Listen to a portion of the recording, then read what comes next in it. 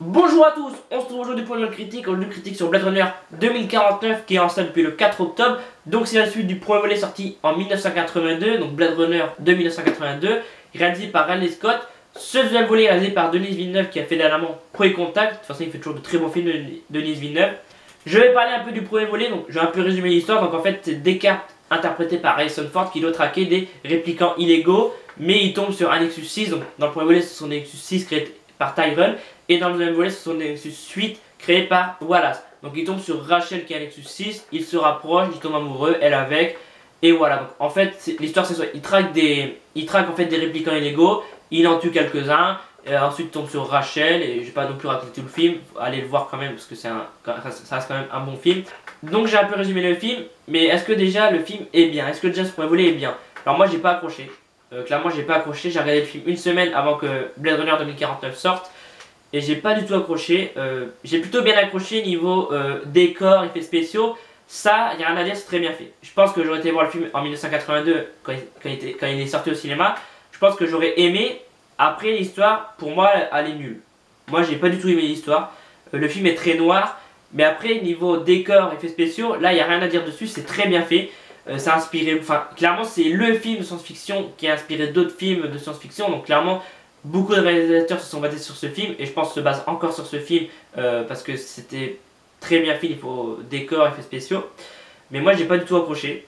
Et du coup quand j'ai vu qu'il y avait quand j'ai vu la balance de Blade Runner 2049, je savais pas du tout qu'il y avait eu un premier volet avant, je l'ai vu quelques temps après, et quand j'ai vu la balance je me suis dit waouh, clairement il annonce du lourd ce film. Mais après avoir vu le premier volet, j'ai regardé la balance de Blade Runner 2049 et je me suis dit, à mon avis, je vais pas du tout accrocher. Je vais pas du tout accrocher et je me suis dit peut-être que je me suis trompé et tout. Et donc j'ai été voir le film. Donc maintenant je parle de Blade Runner 2049. Donc en fait, ça se passe plus de 30 ans après le premier volet. On apprend déjà dès le début qu'il y a eu un blackout. Du coup, ça a effacé pas mal de données et tout.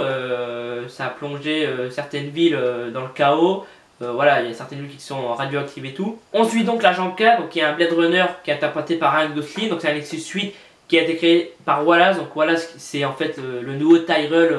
Donc en fait dans le premier c'était Tyrell qui avait créé les Nexus. On apprend qu'ils ont fait faillite et dans le deuxième volet c'est Wallace qui les remplace, donc il a créé les Nexus 8, donc c'est Wallace qui est interprété par Jared Leto, mais j'en reviendrai après parce que ça m'a dégoûté franchement. Et donc là cette fois les Nexus 8, donc les nouveaux Nexus obéissent bien aux ordres, donc ils peuvent être Blade Runner et traquer d'autres Nexus qui obéissent pas aux ordres. Et voilà, donc c'est un Blade Runner, l'agent K, et donc en fait il trouve sous terre, donc à côté d'un arbre, des os. Et en fait ce sont les os de Rachel. On apprend donc qu'elle était enceinte, donc il doit trouver cet enfant, l'agent K, et le tuer. Donc il fait croire à sa chef pour qui il travaille qu'il a bien trouvé l'enfant et qu'il l'a tué, alors qu'en fait il croit que c'est lui l'enfant parce qu'il a trouvé des registres dans une sorte de base de données, comme quoi elle a eu deux enfants, donc un garçon et un fils. Donc le garçon serait vivant, mais la fille est morte, mais en fait sauf que c'est le contraire, c'est que en fait, il n'y a jamais eu de garçon. Ça a toujours été une fille. Du coup, ils ont fait croire que la fille était morte pour pas qu'ils la retrouvent. Donc en fait, l'histoire, c'est l'agent K qui trouve les os de Rachel. Il s'aperçoit qu'il y a un enfant. Du coup, il doit trouver l'enfant. Donc, bien évidemment, l'agent K, c'est un Nexus 8. Mais il est Blade Runner parce que les Nexus maintenant obéissent bien aux ordres. Du coup, c'est un Blade Runner. Ils peuvent, du coup, les Nexus 8, comme ils obéissent bien aux ordres, traquer d'autres Nexus qui obéissent pas aux ordres, comme dans le premier volet. Et du coup il finit par trouver Descartes, il lui dit qu'il a un enfant, et puis à la fin il montre son enfant, et puis voilà. C'est un peu ça le film. Après niveau décor, effets spéciaux et tout, encore une fois c'est très bien fait. Le monde est très vaste, ils nous montrent vraiment plein de décors, et je trouve qu'ils nous montrent pas assez ce monde, parce qu'on voit qu'il est très très grand. On voit à un moment qu'il y a une déchetterie, après on est à Los Angeles, après on est à Las Vegas où il y a Descartes, et c'est un endroit radioactif. Mais vraiment c'est très bien fait. Ça, niveau effets spéciaux, effets visuels, décor, ça ok, c'est juste énorme, c'est magnifique. Mais après le problème c'est l'histoire. C'est comme le premier volet, l'histoire pour moi, elle m'a pas, j'ai vraiment pas collé à cette histoire. Pour moi, voilà quoi, c'est, je dis pas non plus que c'est un film nul à chier, parce que j'ai vu des films plus nuls que ça. C'est un bon film, ça reste un bon film, je vous le recommande. Mais après, moi, j'ai pas vraiment accroché. franchement, non. J'ai pas du tout accroché. J'ai pas trouvé ce film bien, déjà parce que de 1, l'histoire pour moi, elle est pas top. De 2, déjà, ils ont fait une promo autour de Jared Leto, Harrison Ford. Clairement, on les voit presque pas. Ils ont fait une promo autour de Ryan Gosling, Jared Leto, Harrison Ford. Clairement, Ryan Gosling, ok, on le voit tout le film parce que c'est l'héros principal. Jared Leto, il sert à rien pour moi, je suis désolé. Donc, Jared Leto, il interprète Wallace, donc lui qui fait les nouveaux Lexus. Mais pour moi, il sert à rien. Clairement, le mec, on le voit 5, ça allait, je suis gentil, 5-10 minutes. On le voit maximum 5 minutes. 5-10 minutes à peu près dans le film.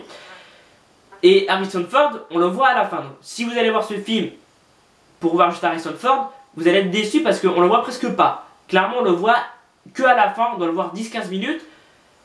Mais je déteste ça quand on fait un film, on fait une promo vraiment autour d'acteurs vraiment connus. Tu vois, Harrison Ford, c'est un acteur vraiment connu dans le monde entier. Mais là, vraiment, faut arrêter quoi. Jared Leto, son rôle ne sert à rien dans le film. Je veux dire, on l'aurait coupé en montage, on aurait enlevé Jared Leto du film. L'histoire revenait, enfin l'histoire aurait donné la même chose, il y aurait eu les mêmes événements. Donc clairement, à part mettre des bateaux dans les roues de l'agent K et de Descartes, franchement, Jared Leto ne sert à rien. Je dis pas que c'est un mauvais acteur, c'est un très bon acteur. Mais clairement là dans le film, on l'aurait pas vu, ça serait revenu à la même chose. Il y aurait eu les mêmes conséquences. Voilà. Et Harrison Ford, on le voit 10-15 minutes. Ok, c'est cool de le voir. Parce que voilà, il avait été dans le premier volet, il a disparu depuis plus de 30 ans et l'agent K le retrouve. Mais non, moi je m'attendais à le voir beaucoup plus que 10-15 minutes. Je l'avais déjà vu, enfin avant d'aller voir le film, je savais très bien qu'on voyait très peu de ces acteurs. Mais là quand même, faut arrêter à un moment donné de faire une promo autour d'acteurs. Et finalement tu les vois pas. Même Ana de Armas, qui est un hologramme dans le film, on la voit plus que Jared Leto et Harrison Ford. Donc non, à un moment donné, je suis pas d'accord avec ça, j'ai trouvé ça ridicule. Voilà. Après on prend une claque visuelle par rapport au décor, aux effets spéciaux. Là j'ai rien à dire, c'est très bien fait. Ça c'est ce qu'il y a de mieux dans le film. Mais après l'histoire, elle est nulle. Elle est nulle, je veux dire, déjà le premier volet j'avais pas accroché. J'avais trouvé le film lent et tout. Après voilà, le premier volet c'est très bien fait niveau décor. Le deuxième volet c'est bien.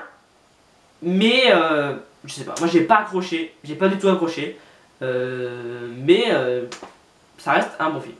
Donc si vous allez voir le film, enfin si vous allez voir Blade Runner 2049, regardez bien le premier volet avant pour vraiment comprendre ce qui se passe, parce que même s'ils expliquent au début du deuxième volet ce qui se passe, peut-être que si tu vas voir le deuxième volet, il y a des moments où tu vas pas comprendre, donc regarde d'abord le premier volet, et je pense que tu comprendras mieux le deuxième volet. Voilà. Et c'est la fin de la vidéo, j'espère que cette critique vous a plu. Si cette critique t'a plu, n'hésite pas à mettre un pouce bleu, avec toujours plaisir. Tu peux aussi t'abonner à ma chaîne YouTube en cliquant sur le logo juste ici. Et tu peux aussi aller voir ma critique sur Kingspan qui s'affiche juste en haut là. Et tu peux aussi aller voir mes dernières vidéos qui s'affichent à la fin de la vidéo. Et tu peux aussi aller me suivre sur les réseaux sociaux, tout s'affiche à la fin de la vidéo. C'était Albof, salut à tous. Ouvre le dico, on fait du rap avec n'importe quel mot. Tu prends ta claque en 2 minutes chrono. C'est qui? Squeezie, Oli, Big Flow. Quand on débarque, ouvre le dico, on fait du rap avec n'importe quel mot.